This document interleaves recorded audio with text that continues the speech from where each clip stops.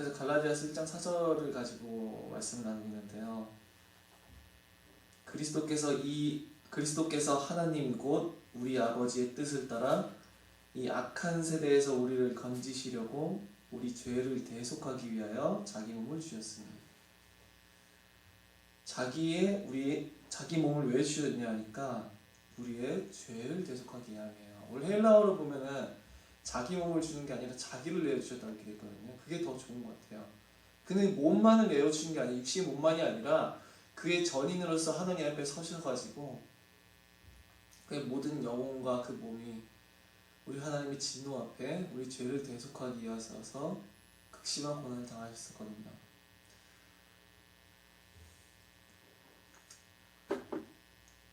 구약 성경을 보면은 그 거짓 선지자와 참 선지자가 매우 대비가 돼요. 특히나 갈라디아서에 보면 그렇죠. 갈라디아서란다. 예레미야서에 보면. 근데 거짓 선지자들의 특징이 있고 참 선지자들의 특징이 있는데, 참 선지자들은 오직 하나님으로부터 받은 말씀, 즉 계시로 말미암은 말씀만 전파했어요. 반대로 거짓 선지자들은 자신의 입에서 자신의 마음으로부터 나온 것을 전파하였어요. 근데 거짓 선지자들도 여호와께서 이렇게 말씀하셨다라고 말을 하고, 참 선지자들도 여호와께서 이렇게 말씀하셨다 그러니까 사람들은 구분이 안 되는 거죠. 심지어 예레미야서 초반에 보면 예레미야가 사역을 시작한 지 얼마 안 됐을 때는 예레미야도 그들이 거짓 선지자인지 모르고, 아니 그들에게 평화를 약속하셨었는데 왜 이렇게 평화를 안 주시냐고 이렇게 하는 본문이 나와요. 예레미야서의 초반에 보면. 거짓 선지자들조차도 너무나 참 선지자 같으니까. 근데 거짓 선지자들의 특징은 자신의 영광을 구하지 아니하고 그들이 여호와 앞에서 구원함을 얻도록 최선을 다해서 말씀을 전파했어요. 만일 참 선지자들이 전파한 말씀대로 그들이 따랐다 한다라면은 그 이스라엘 민족은 그렇게 하나님의 심판의 칼날에 죽지 않았을 거예요. 반대로 거짓 선지자들은 자신의 입맛대로 자신의 영광을 위하여서 그들에게 말씀 전파하였고 그들의 귀에 듣기 좋은 것들을 얘기해 줬어요. 참 선지자들은 그들이 듣든지 아니든지 귀에 듣기에 좋든 말든 상관 있는 게 아니라 여호와로부터 받은 말씀인 그것을 전파했었고 그들의 영원한 영생을 위해서 말씀을 전파했어요. 거짓 선지자들은 자신의 입으로부터 나온 말씀을 전파하고 그들에게서 도리어 영생을 빼앗아갔어요. 그들이 지옥불을 향해 달려가든 말든 그들은 거짓말로 사람들을 미혹하였고 거짓된 평화를 선포하였어요. 우리는 지난 시간에 나누었던 것처럼 이 거짓 복음의 특징이 하나님의 거룩하심과 이 공의와 정의를 얘기하지 않는다고 말씀드렸었어요. 하나님의 거룩과 공의와 정의를 얘기하는 건 너무나도 중요해요. 그러나 이것에 대해서 얘기를 하지 않아요.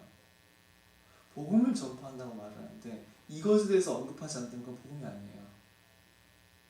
절대 복음이 아니에요. 하나님의 거룩하심과 공의와 정의에 대해서 언급하지 않는 복음, 그리고 인간이 전적으로 부패함, 그들이 여호와 앞에 범죄였음, 그들이 거룩하신 하나님의 진노를 합당한 진노를 촉발하였음, 그들이 의로우신 하나님의 진노를 받아 마땅하고 하나님의 공의와 정의의 앞에서 자신들이 영원토록 죽어야 할 죄인이라는 사실, 이것에 대해서 얘기하지 않고 복음을 언급한다면 사실은 복음이 아닐 가능성입니다. 언제나 하나님의 거룩하심과 정의와 공의, 그리고 인간의 부패함, 그들의 범죄함, 이것이 없는, 이것이 빠진 그 복음은 사실은 하나님과 인간 사이의 중보자가 절대적으로 필요하다는 사실에 대해서 부인하는 복음이에요.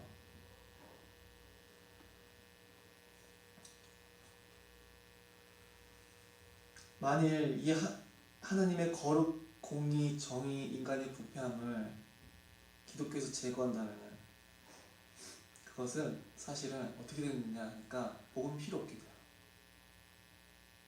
중보자는 필요 없고 복음은 전혀 필요 없게 돼요.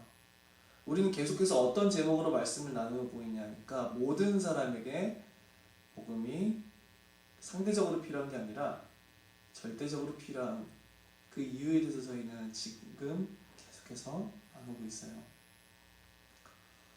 복음을 선포하기 전에 언제나 복음은 하나님이 거룩하시고 그가 정의로우시고 공의로우시다는 것과 인간이 범죄였다고 하는 이 사실에 근거해서 전파되는 거예요. 이 앞선 사실이 없으면, 하나님과 인간에 대한 이 앞선 진리가 없으면은 복음이 제시가 될 수가 없어요. 그렇다면 과연 이 시대에 온전한 복음이 지속적으로 선포가 되고 있는 것인가? 우리는 생각해 봐야겠죠. 우리가 알아야 할 사실은 사도행전 2장의 그 시점부터 교회가 세워지기 시작하죠, 드디어.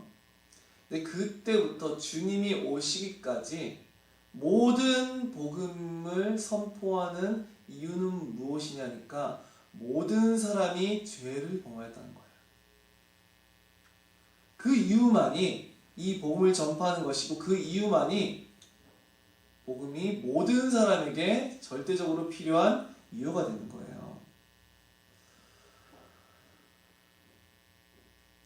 근데 하나님의 거룩하심을 사람들이 모르고 하나님의 정의와 공의에 대해서 모르고 그래서 하나님이 얼마만큼 죄에 대해서 한없이 분노하시는지를 모르고 반드시 하나님이 모든 죄인들을 징벌하셔야 된다는 사실을 모르고 그들의 그 마지막 범죄함의 파멸적인 결과에 대해서 전혀 알지를 못하고 그러니까 이 복음은 변질되어져 가는 거예요. 어떻게 변질되어져 가냐?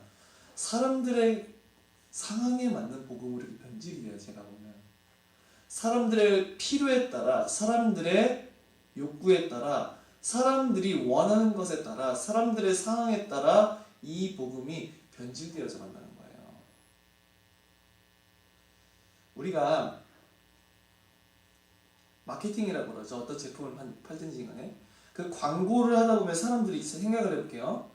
제가 우리 권사님들 나이대에 필요한 그런 옷을 팔아야 되는데 20대 애들한테 광고를 할까요? 아니겠죠. 좀 노는 층일 거예요. 반대로 젊은 청년들에게 필요한 어떤 물건을 파는데 노인들한테 광고하지 않을 거란 말이에요. 그죠? 근데 마치 복음도 그런 것인 것처럼 각 사람에게 필요한 마케팅 전략처럼 각 사람에게 필요한 것대로 그들이 원하는 욕구를 충족시켜주고 그들이 해결받고 싶은 문제를 해결해주고 그들의 필요를 채워주는 것으로 복음이 변한다는 거예요. 마치 마케팅 전략처럼.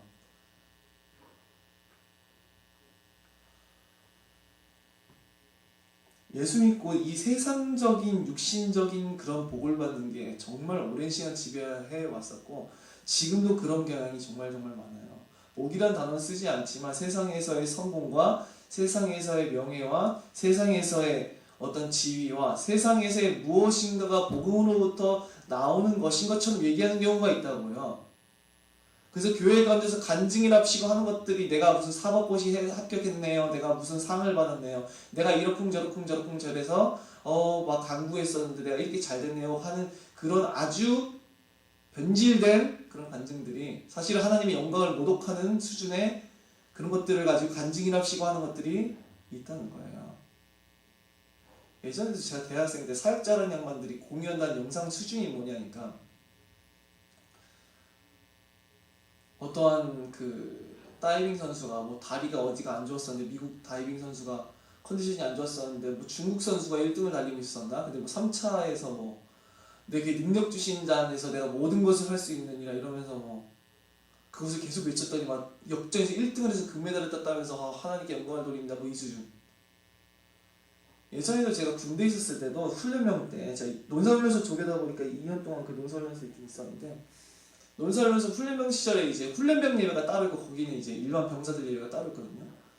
훈련소에서 이제 예배를 드리면은 이제 목사님이 무슨 말씀을 전하시냐니까 맨날 영상 틀어주거든요. 훈련병들 지겨워하니까 기독교인들만 있는 게 아니니까 하는 게 맨날 뭐 어떠한 미식축구팀이었어요. 미국에서.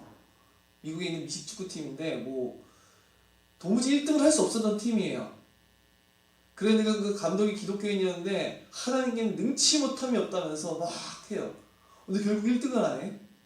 그 팀이. 너무나 감동스럽게 역시 하나님께는 능치 못함이 없다면서 뭐 그 수준이라는 거예요. 그 복음을 믿는 이유가 얼마나 처참한 수준의 신앙인가요? 신앙이 아닌데 사실은 세상으로부터의 성공과 세상으로부터의 어떠한 응답과 세상에서의 지위와 어떤 세상에서의 높은 것으로 올라가는 그것을 복음을 믿으면 되는 것처럼이라고 말을 하는 것은요, 그건 신성모독이에요. 그럼 반대로 이렇게 생각해 볼 수 있죠. 세상에서 여러 가지 성공을 못하고 세상에서의 많은 복을 얻지 못하고 세상에서 많은 걸 성취 못한 사람은 그러면 예수님을 안 믿어서 그런 건가? 아, 그렇지 않나요? 저 사람은 예수님을 너무 잘 믿고 너무 잘 섬겨서 저렇게 뭔가 일이 잘 풀리고 잘 되고 성공했고 자녀들도 막 좋은 직장에 들어갔고 그런데 나는 예수를 정말 제대로 믿지 않고 대충 믿고 그렇게 해가지고 내가 이 모양 이 꼴로 살고 있구나 이렇지 않겠냐고요. 저주받아가지고 내가 지금 강남에서 못 살고 있는 거야. 내가 하나님 앞에. 진짜 웃기죠. 그 하나님이 그냥 그 미신인 거예요. 미신. 이교도들이 만드는 미신이라고요. 이렇게 섬겨주면 요거 주고 저렇게 조금 더 믿어주면 아유 더 잘 섬겨주면 조금 더 떡 하나 더 주고 조금 안 섬기면은 저주해버리고 그런 이교도적인 그런 관념을 가지고 우리 하나님 만들어 버린다고요. 정말 얼마만큼 비참한 그런 결과이지요. 자, 그렇다면은 세상에서 성공하지 못하고 세상에서 여러 가지 복을 받지 못한 사람은 성공하고 복을 받은 사람에게 복음을 전할 수 없는 건가요? 예수 믿고 복을 못 받아도 자기는 예수 믿고 복 받으세요. 예수 믿으면 뭐 성공하고 예수 믿으면 어떻게 되고 저렇게 되고 하고 하는데 나보다 저 사람 예수 없는데 훨씬 더 성공하고 더 잘 나가고 있잖아요. 그럼 그 사람에게는 그런 복음은 필요 없잖아요. 결국에 누구에겐 덜 필요하고 더 필요한 복음이 있다는 거예요. 복음이 왜 필요한 거예요, 그럼 도대체? 그 시간에 차라리 예배드릴 시간이 나 같으면 한 푼이라도 더 벌었고 그 경제서적이라도 한 권을 더 읽었다. 이렇게 된다는 거예요. 예수 믿으면 행복해져요. 그게 엄청나게 많이 들려오는 말이죠. 예수 믿으면 행복해진다고. 예수 믿고 항상 희망. 저 사실 그 사람들이 말을 하는 행복이라는 게 자기들도 몰라. 행복이 뭔데요? 웃고 떠들고 있으면 하하하하 울고 있으면 무슨 행복이에요? 그리스도인들은 불행이 안 닥쳐올까요? 세상에서 고통을 당하지 않을까요? 세상에서 상처 입지 않나요? 세상에서 염려하지 않나요? 세상에서 문제가 닥치는데 히히 낙낙거리기 정상이에요? 슬퍼하는 게 정상이에요? 그리스도인들은 뭐 정신이 어떻게 개조가 돼가지고 슬픔 호르몬이 분비가 안 되는 병이 걸렸나? 그럼 다윗이 시편에서 그토록 자신에 대해서 탄원하는 시들은 잘못된 걸까요? 하나님 감사합니다. 감사합니다. 감사 많죠 시편에서. 근데 그 감사를 통해서 다윗이 정말 간구했던 게 뭐예요? 나를 구원해달라고. 제발 나 힘들어 죽겠으니까. 저 원수들에게서 나를 구원해달라고. 구원의 하심이 오직 우리 하나님께 있으니까. 계시록의 성도들이 슬피 부르짖으면서 하나님께 간구하는 내용들은 잘못된 걸까요? 주기철 목사님이 눈물을 흘리시면서 절망에 빠져가지고 고통 속에 부르짖던 그런 기도들은 틀린 걸까요?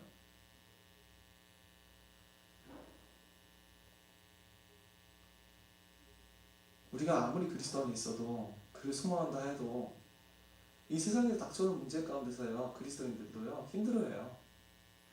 정상이에요.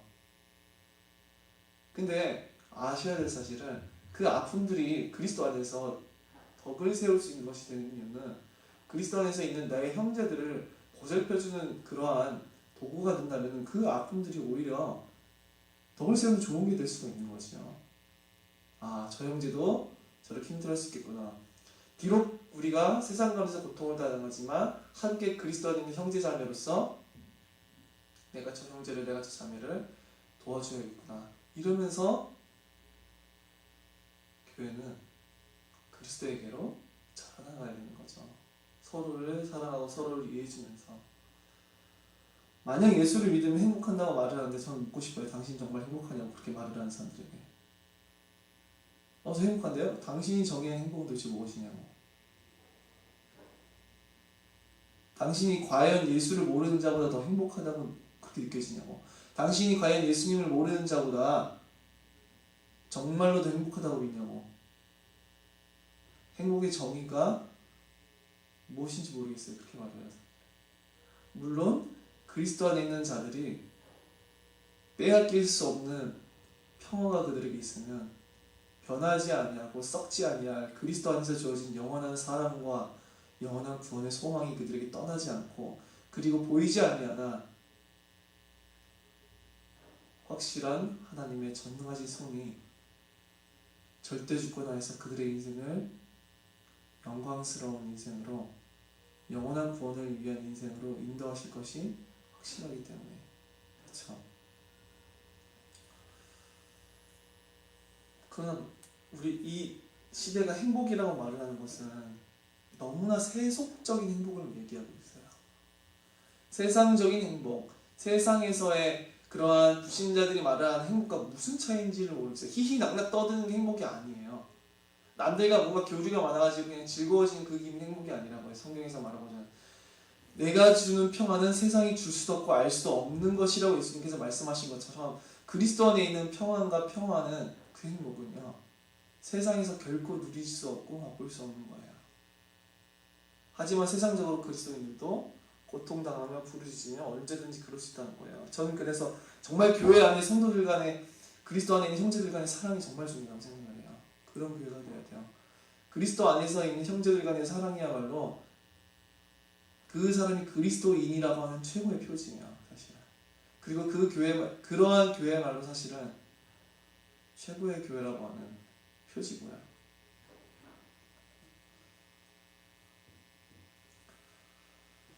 예수께서 이루신 것이 고작해야 세상적인 행복이라고 친다면 불신자들 중에 더 행복해 보이는 사람들은 복음이 필요하지 않아요. 취미생활도 잘 가지고 있고 여가생활도 잘 보내고 있고 가정도 너무 평화롭고 좋은 상처 없이 좋은 가정에서 자란 존중받고 자란 마누라와 남편이 만나가지고 좋은 자녀들을 키우면서 세상적으로 너무 뭐 돈이 많지는 않더라도 넉넉히 살아갈 정도는 충분히 돈도 벌고 있고 충분히 행복한 생활들을 보내고 있으면은 복음이 필요하다는 거예요. 근데 어떤 사람이 예수 믿고 행복하세요 저러는데 자기는 인생이 막장이야. 고통스러운 일밖에 없어. 문제 터지고 난리가 났고 몸도 안 좋고 정신건강도 안 좋고 뭐든지 다 안 좋아. 근데 가장 행복해 보이는 불신자에게 가서 당신은 예수 믿고 행복하세요 이렇게 말을 해요. 그러니까 불신자가 딱 보니까 이 사람이 아니 내가 당신보다 더 행복해 보이는데요. 이러지 않겠어요? 당신이 훨씬 더 나보다 불행한 것 같아요. 당신 무슨 예수를 전하는 거예요? 그렇게 말하지 않겠냐고요. 그러면은 세상적으로 행복한 일이 별로 많지 않아가지고 때로는 고통스러워하고 있는 성도들을 하나님은 뭐 저주하신 거예요? 되게 웃기죠. 그럼 하나님 그런 거잖아요. 이 사람을 행복하지 않겠다는 건 이 사람이 예수를 안 믿어서 하나님이 뭐 저주하셨다는 이런 내용밖에 역으로 그렇게 생각할 수밖에 없는 거예요. 무슨 하나님이 그래요? 그죠? 하나님이 쟤는 행복하지 말아야 돼. 왜냐? 쟤들 날 안 섬기고 있는 것 같아. 자, 너 행복 없어. 넌 행복해. 이런 식으로 한다는 거예요. 근데 이게 정말 하나님을 이상하게 만들어요. 이교도적인 신앙이라니까요, 이게. 그뿐이냐. 이제 사람들 행복이 필요하니까 행복을 준다 그러고 예수 믿고 뭔가 세상적인 성공과 명예가 필요하니까 뭐 그 사람들에게 이런 세상적인 복을 주는 게 복음이라 그러고 어떤 사람들에게는 모든 그 사람에게 있는 것들을 다 해결해 줄 것처럼 자 당신 정신이 고통스러우신가요? 예수 믿으면 치유받을 수 있어요. 그놈의 치유라는 단어가 교회에서 왜 필요할까요? 그놈의 치유라고 하는 단어가 되게 많아요. 교회에. 뭔 치유 같은 소리를 해요. 교회에서. 그거 쓰면 안 된다는 교회에서. 특히나 이 현대인들이 정신이 많이 고통스러우니까 예수 믿고 정신이 치유될 거예요. 만일 우리 최경 과사님한테 예수 믿으면 다리 낫는다고 말을 해줬었으면 정말 뭔가 갈급하지 않았겠어요? 예전에 잘 모르던 복음에 대해서. 그 사람에게 맞춰서 정말 뭔가 갈급한 걸 건드려가지고 그 문제가 해결될 것처럼 얘기해준다고요. 그 사람들이 훅하죠, 그렇게 말해주면은. 안 그러겠어요? 야씨, 내가 뭔가 몸이 아팠었는데 예수 믿으면 몸이 회복될 수 있다라고 하는 뭔가 그 희망이 있을 것 같아. 저걸 믿으면은 내가 뭔가 정신적으로 많이 피폐해져 있었는데 예수 믿으면 그게 해결되지 않을까? 막 예수 믿으면은 막 뭐가 예수 믿으면은 내가 뭐 자녀들도 뭔가 말을 안 듣고 뭐가 자녀들도 망하고 있었는데 그것도 해결되지 않을까? 뭐 등등. 하여간 인간들이 원하는 그것에 맞춰서 그것들을 모든 것을 충족시켜줄 것인 것처럼 얘기한다는 거예요. 예수 그리스도가 마치 이와 같죠. 만병통치약과 같은 존재. 여러분 예수님은 만병통치약입니다 라고 말하는 거 뭐가 달라요, 이런 게. 예수님은 도깨비 방망이입니다. 치기만 하면 당신들이 원하는 게 간절히 원하고 그 도깨비 방망이를 휘두르기만 하면 원하는 게 나올 수가 있어요. 예수 그리스도를 원하면 여러분에게 있는 많은 문제들이 치유를 받고 회복이 되고 그럴 수가 있어요. 이건 만병통치예요. 예수 그리스도는 세상에 있는 모든 복을 다 가져다 줄 수 있는 거예요.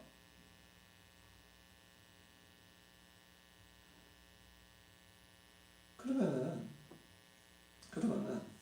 정신이 힘들고 마음 병이 있고 그런 사람은 뭐 전도 못할까요? 건강한 사람은 복음이 필요하지 않은가? 그러면 정신적으로 이렇게 건강한 사람은 복음이 필요하지 않은가? 건강한 사람은? 세상에서 많은 부귀를 가지고 있고 많은 명예를 가지고 있는 사람은 복음이 필요하지 않은가? 이런 식이 돼버려요. 그리스도 안에서 행복이 없다는 것이냐? 그리스도 안에서 그렇다면 뭐 아무것도 없이 그냥 불신자 완전 똑같다는 말이 아니에요. 그 말을 하는 게 아니에요. 그리스도 안에서 있는 행복과 평안은 전혀 다르다는 거예요. 오히려 그리스도 안에서 주어지는 것은 이 세상에서의 문제 해결이 아니라 세상에서의 도깨비 방망이가 아니라 세상에서의 소원상치가 아니라 그것과는 아예 비교할 수 없는 영원한 거예요. 이 세상에 있는 어떤 것이 주어짐으로써 내가 만족하게 되는 게 아니에요. 자, 사람들은 내가 있는 문제를 해결받고 싶고 내가 원하는 것을 받고 싶다니까 그걸 복음으로 믿으려고 하는데 그게 아니에요. 치유되는 게 아니에요. 우리가 예수 그리스도 만나서 뭔가 내가 정신이 딱 나는 거 아니에요. 제가 상담심리 하잖아요. 사람들에게 마음속에 깊이 있는 그 상처가 치유될 것 같으세요? 안 될 것 같으세요? 그 어릴 적 사람이 상처 입은 거 있잖아요. 특히나 어릴 적에 그것을 평생 사실은 그 사람 성향은 제대로 치유 안 돼요. 이 세상에서 치유 잘 안 돼요. 치유 잘 안 돼요. 그렇다면 예수 그리스도를 믿어서 도대체 뭘 얻을 수 있는 것이냐? 자, 사람들이 이렇게 문제 해결을 받아가지고 요만한 문제가 있는데 이 문제를 해결받아가지고 자기가 뭐 행복해지고 싶어 하지만 사실은 그리스도 안에서 주어진 은혜는 무엇이냐니까 그것과 비교할 수 없는 하나님 자신으로 말미암아서 그리스도 예수 안에서 베풀어 주신 무한한 사랑과 영원하게 영광스러우신 구원의 그 지극히 크고 높은 복으로 인하여서 그것을 소망함으로 그것을 바라봄으로 그것으로 만족함으로 인하여서 여전히 내 문제는 요 자리에 그대로 있는데도 불구하고 나는 만족할 수 있는 거예요. 아무 문제 해결되는 것도 없고 아무것도 얻은 게 없어. 아무것도 얻은 게 없다니까요. 그리스도 안에서 세상 사람들 볼 때는 아무것도 얻은 것이 없고 아무것도 해결된 게 없는 것 같아. 근데 이 사람은 보이지 아니하나 확실한 하나님을 아는 것에서 그리스도 예수 안에서 베풀어진 놀라우신 은혜로 말미암아서 그 안에서 바라볼 영원한 소망으로 인하여서 그 안에서 나에게 찾아오시는 하나님의 충만하신 모든 보이지 아니하는 그 은혜와 만족으로 인하여서 그 모든 것을 뛰어넘는 거예요. 문제는 그대로 여전히 내 사랑은 변하게 근데 그 가운데서 감사함으로 그 모든 것들을 뛰어넘을 수 있는 거예요. 내 어떠한 작은 문제 해결보다 내가 세상으로부터 받을 수 있는 어떠한 것보다 더 크고 지극히 놀라운 게 그리스도 예수 안에 있기 때문에 그런 거예요.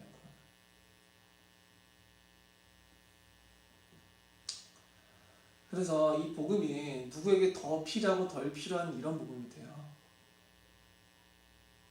누구에게는 덜 필요한 것 같고 누구에게는 더 필요한 것 같고. 자, 우리 생각해 볼게요. 저 정신병동에 앉아있는 사람이 복음이 더 필요할까요? 저 가장 행복한 가정에 있는 사람이 복음이 더 필요할까요? 이 질문은 처음부터 모순됐어요. 모든 사람에게 필요해요. 누구에게 더 필요하지 않고 누구에게 덜 필요하지 않아요. 이 복음은 모든 사람에게 절대적으로 필요해요. 왜 그래요? 모든 사람이 죄를 범하였음에 하나님의 영광에 이르지 못하기 때문에. 그들의 행복은 가짜 행복이에요. 파멸로 치닫고 있는 가짜 행복이에요. 그들은 여러 가지로 말미암아 행복하다 누릴 수 있지만 그들이 누리고 있는 모든 행복은 철저하게 가짜 행복이에요. 그들이 거기서 만족하고 있다면 그것이야말로 그들에게 독이에요. 지옥으로 보내는 잘못된 거예요.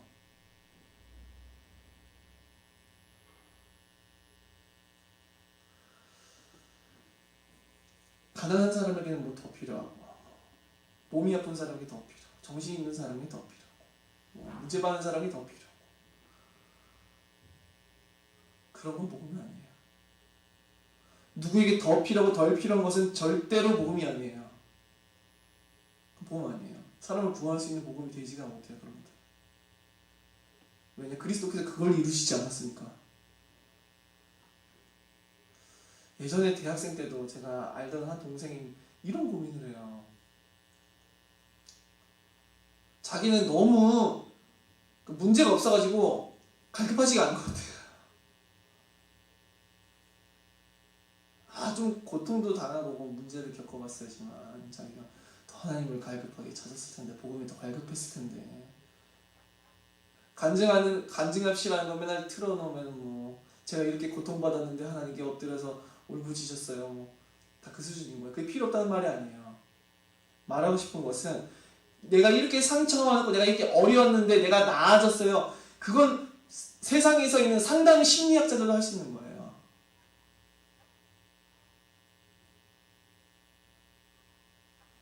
말씀드렸었죠?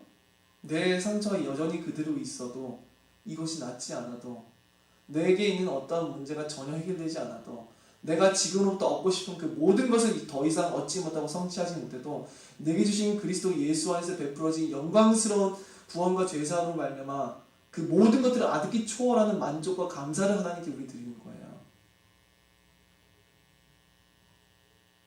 그런데 어떻게야? 내가 어려웠어서 내가 예수님 이렇게 믿었다, 내가 예수 잘 믿어서 이렇게 잘 됐다 하더라, 이렇게 누구에겐 덜 필요하고 더 필요한 이러한 복음의 간증이 넘쳐난다는 거죠. 그러나 복음은 민족을 뛰어넘어서 시대와 나라와 종족과 성별을 모두 다 초월해서 가난한 자와 부한 자와 문제 많은 자와 문제 없는 자와 몸이 아픈 자와 몸이 아프지 않은 자와 정신이 힘든 자와 정신이 힘들지 않은 자와 상처 많은 자와 상처 없는 자 등등등 모든 인간을 나눌 수 있는 전 부류를 초월해서 모든 사람에게 절대적으로 필요하다는 것. 그들에게 이 복음은 누구에게도 대체할 수가 없어요. 돈이 필요하고 성공이 필요한 사람에게는 돈과 성공을 줄 수 있는 다른 것이 그들에게 대체제가 될 수 있어요. 삼성 회장이 나를 도와주는 게 좋겠어요? 아니면은 예수님이 날 도와주시겠어요? 돈이 필요한 사람에게는. 아니, 차라리 내가 세상에서 뭔가 더 노력하고 싶다라고, 더 성공하고 싶으면 세상에서 자기 개발을 잘 도와주는 사람이 필요하겠어요? 예수님이 필요하겠어요? 예수님이 뭐 여행꾼이야, 여행꾼? 여행을 말해가지고 공부 지질하게 안 한 놈이 서울대 보내신 그게 하나님의 섭리는 아니에요, 일단고. 여행을 말하잖아요, 이게. 여행을 위해서 공부하는 서울대 붙여서 뿅하니 갑자기 수능 문제 찍었는데 다 맞게 해줘가지고 그런 신이에요?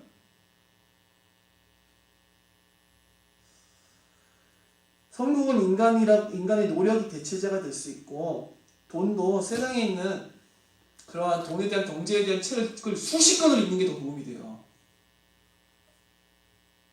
의학이 발달되면요, 나의 몸을 더 치료해 주는 것들은 더 나와요. 지금 암에 대해서도 많이 좋은 신약이 나오고 있다는 걸 제가 봤어요. 정신적으로 힘든 것도 상담 심리를 하면 많이 괜찮아질 수 있어요. 특히나 가족 상담 되게 효과 좋아요. 제가 가족 상담 그 교수님 밑에서도 배웠었는데 정말 기가 막히더라고요. 이 양반 하는 게.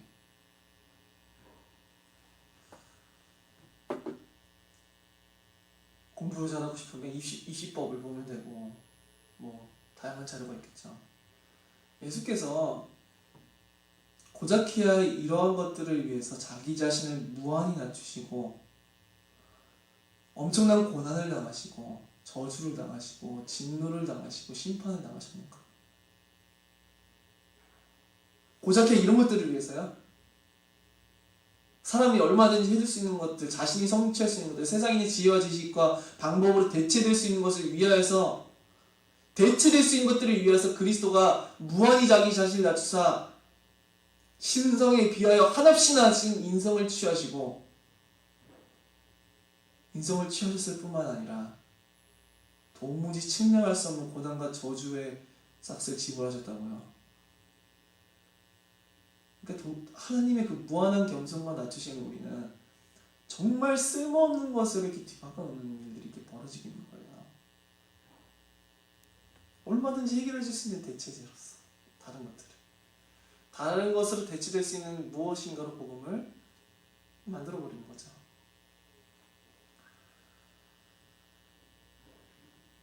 모든 사람은 범죄였고 지금도 그들은 자신의 탐욕과 범죄함으로 인해서 하나님의 거룩하심 앞에 진노를 쌓고 있고 하나님의 공의는 그들을 향하여서 반드시 보응할 삭스를 쌓아놓고 있고 하나님의 정의는 반드시 모든 죄에 대한 징벌을 완료할 거예요.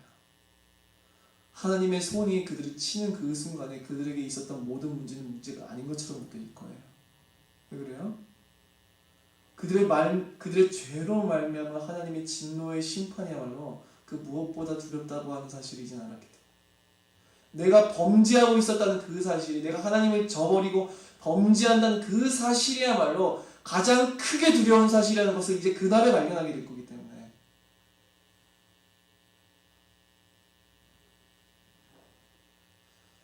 아주 잠시 잠깐의 이 삶 동안에서 행복을 누렸을지 모르나 아주 잠시 잠깐 이 세상에서 무엇을 성취하고 명예를 얻었을지 모르나 아주 잠시 잠깐 이 세상에서 행복을 누리고 평화를 누리고 뭔가 많은 것을 얻었을지 모르나 그 모든 사람에게 남아있는 것이라고는 그들의 죄로 말미암은 영원한 심판의 삭시라는 거예요. 이것이 변하지가 않아요. 그런데도 사람들은 죄사함을 원하지 않아요. 죄에 대해서 얘기하면 뭐하러 죄에 대해서 얘기하냐 이런 마음을 품어요. 하나님의 거룩하신과 공의에 대해서 얘기를 하면은 정의에 대해서 얘기하기 시작하면은 뭐하러 그런 얘기를 하냐고 그 불필요한 얘기를 이런 식으로 받아들인다는 거예요.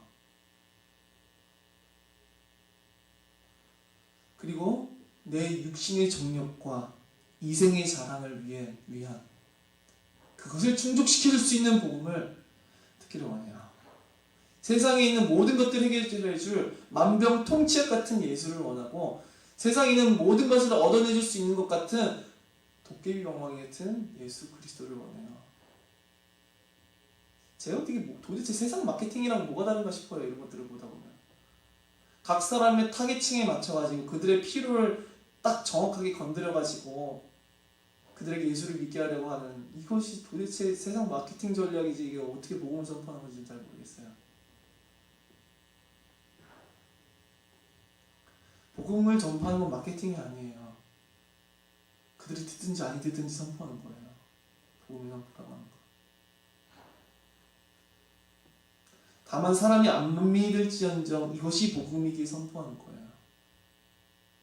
많은 사람을 교회로 이끌 수 있어서 이 복음을 전파하는 것이 아니에요. 이 복음이 모든 사람을 구원하기에 충족하며 충분하며 완전한 복음이지만 이것이 모든 사람을 믿게 하기 위한 능력은 아니에요. 오히려 거짓 복음을 전할 때 더 많은 사람을 믿게 할 수 있을지 몰라요.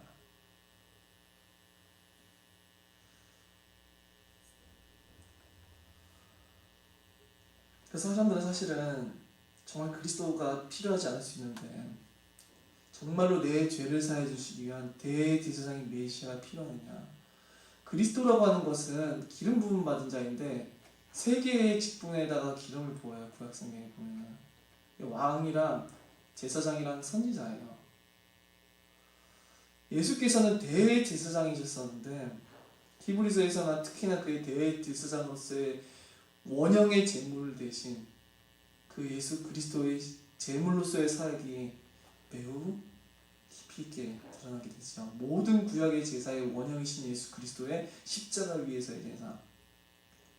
근데 사실은 이 대제사장이 필요하지 않은 거예요. 결국 그리스도가 필요하지 않아요. 세상 사람들이 원하는 어떤 메시아라고 하는 것, 즉 그리스도 기름 부음 받은 메시아로 가는 것은 세상에 있는 것들을 해결해 줄 메시아를 원하고 세상에 있는 것들을 줄 메시아를 원하지 그들의 죄를 대속해 줄 참 대제사장이신 영원한 대제사장이신 그 그리스도를 원하지 않는다는 거예요. 그리스도가 왕이심도 인정하고 싶어 하나요? 우리의 주로서 영원한 통치자로서의 예수 그리스도를 원하는 건가요? 이 세상 나라가 아니라 영원한 하나님 나라에 들어갈 그 구원자로서 그 분으로서 우리는 믿기를 원하는지.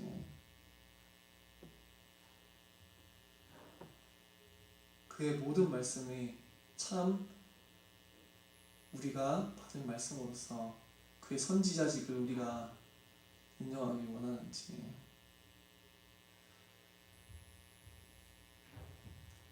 하지만 정말로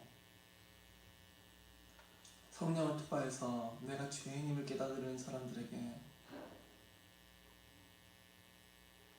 정말로 하나님의 정의와 공의와 거룩하심 앞에 도무지 내가 잘할 것이 없는 미약하고 미천하고 구원받을 것이 아무것도 없었던 부패한 죄인이었다는 것, 우리가 거룩하신 하나님 앞에 영원토록 진노를 받기에 합당한 존재였다는 것, 정말 이 죄가 얼마만큼 끔찍했었는지를 내가 하나님 앞에서 발견하게 될 것, 그것을 발견한 자들 앞에는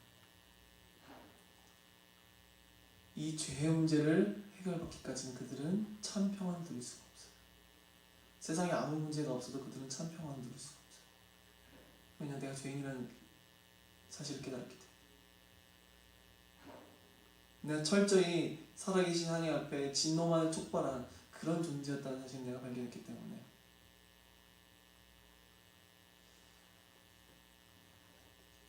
이 죄의 문제, 이것은 그 누구도 해결할 수 없어요. 이 죄를 해결하고 사람들에게 영광스러운 구원을 가져다 줄 수 있는 자는 누구도 없죠. 구원이라고 하는 것을 우리 매우 값싸게 생각할 수 있는데, 제가 볼 때 구원이라고 하는 것도 너무 값싸요. 제가 생각할 때 이 시대는 한없이 영광스러운 게 구원이거든요. 세상에 있는 모든 보화 보물과 아예 바꿀 수 없는 게 그 구원의 가치인데, 그 구원은 몹시 작게 생각해요. 구원이면 우리에게 족한 거예요. 우리 신앙생활은요. 우리의 죄사함과 이 구원이라고 하는 그 두 단어만으로 우리들의 모든 신앙생활은 아무것도 얻지 못하고 해결되지 않고 아무것도 우리가 이젠 더 이상 성취할 수 없어도 그 두 가지 하나만으로 모든 것이 차고 넘치다고 고백하는 게 그게 기독교예요. 이 구원이 얼마만큼 영광스러운지, 그리스도 안에서 하나님의 충만하신 모든 지극히 거룩하고 아름다운 순결한 모든 복이 그리스도 안에서 주어지는데, 영광스러운 구원이라고 저는 그래서 말을 해요. 영광스럽고. 바울은 구원을 가리켜서 영광이라고 말하죠.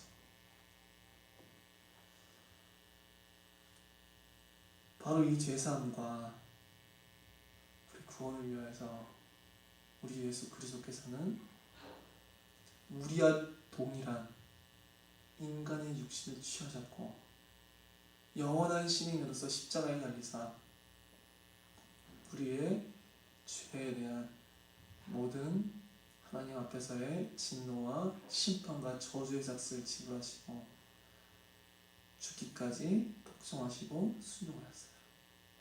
우리가 이룬 것으로 말미암은 것이 아니라 그의 겸손과 그의 절대적 순종으로 인하여서, 그의 고난당하심으로 인하여서, 그의 피 흘림으로 인하여서 전적으로 무가치한 우리들이 죄사함을 얻을 수 있고 도무지 받을 만한 자격이 없는, 얻을 만한 자격이 없는 우리들이 저 구원을 얻을 수밖에 없는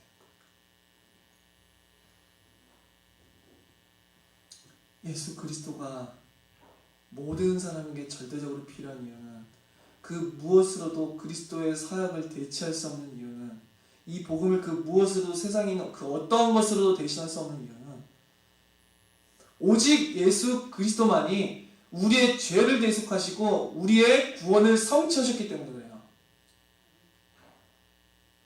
누구도 이것을 이룰 수 없어요. 누구도 이것을 성취할 수 없어요. 누구도 이것에 조금의 먼지만큼이라도 참여할 수 없어요. 오직 우리 주 예수 그리스도만이 모든 것을 성취하셨어요. 이것을 대신할 수 있는 것은, 극히 일부라도 대신할 수 있는 것은 존재하지 않아요. 이 사역을. 교회는 잠깐 살아가는 이 세상에서의 더 나은 삶을 살아가기 위해서 존재하는 곳이 아니에요. 이 잠깐 세상에서 더 진보된 삶을 살아가고, 조금 더 지혜로운 삶을 살아가고, 조금 더 행복한 삶을 살아가게 해주고, 그 수준이 아니라는 거예요. 교회는 이 세상이 아니라 영원한 것에 대한 답을 줘요.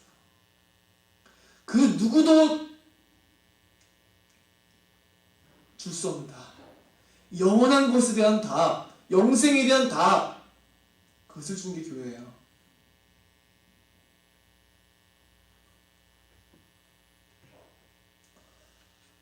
사탄은 계속해서 복음을 폐하려 들어요. 복음을 쓸모없는 것으로 만들려고 해요. 쓸모없는 것으로. 복음을 헛되이 만들려고 해요. 복음을 얼마든지 다른 것으로, 그래서 대체할 수 있는 것으로 만들려고 해요. 그리스도께서 이루신 것이 고작해 세상에 있는 것들을 필요하다면 그리스도께서는 필요 없어요. 그의 복음은. 세상에 있는 문제와 세상에 있는 것을 얻기 위해서 복음이 존재한다고 한다면 복음은 필요가 없어요. 세상에 있는 것들을 대체가 가능하니까. 이렇게 사탄은 복음을 폐하릴 거예요. 복음을 그냥 단지 세상에서의 많은 것들을, 많은 종교에도 있고 많은 세상에 있는 그냥 여러 가지에 대한 답을 주는 정도, 여러 가지에 대한 깨달음을 주는 정도, 복음이 고작해야 세상에서 행복을 주고 더 나은 삶을 살아가게 하는 그냥 그 수준, 그렇게 만들어서 그리스도의 죽으심의 가치를 흐릿하게 만들고 불필요한 것을 만들고 헛되이 만들어서 이젠 더 이상 복음이지 않게 만들어서 사람들을 지옥으로 인도하고 그리스도의 십자가를 통하여서 하나님이 받으실 모든 영광을 폐하려고 그러는 게, 그게 사탄이 가장 크게 보는 거죠. 우리는 바울이 갈라디아서 1장에서 시작하자마자 우리 죄를 대속하기 위하여 자기 몸을 주셨으니라고 하는 이 말을요, 정말 명백히 기억해야 돼요. 작은 말이 아니에요. 이 복음을 수호해야 돼요. 무엇을 위하여 주신 복음? 우리 죄를 대속하기 위하여 자기 몸을 주셨으니.